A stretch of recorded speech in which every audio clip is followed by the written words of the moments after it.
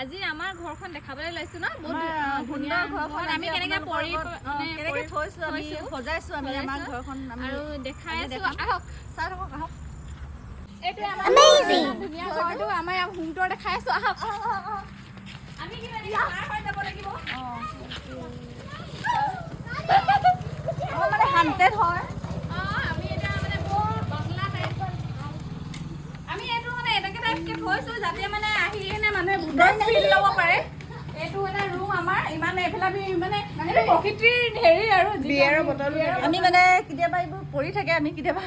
cold ড্ৰিংকবোৰ খাওঁ যে আৰু আমাৰ ঘৰত ইমান ধুনীয়া গছ আছে একদম ডাঙৰ ডাঙৰ গছ আছে দেখা ইমান ধুনীয়া গছ আছে থাকিবলৈ যাওঁ যে এইটো আমাৰ ষ্ট'ৰ ৰুম হয়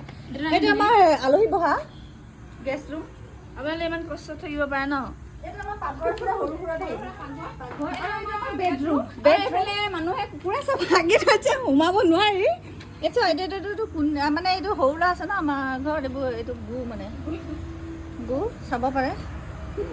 হোমটো আপোনালোকে কেনেকুৱা পালে ক'ব আৰু আমাৰ মই এতিয়া বাহিৰলৈ যাম আপোনালোকে চাব পাৰে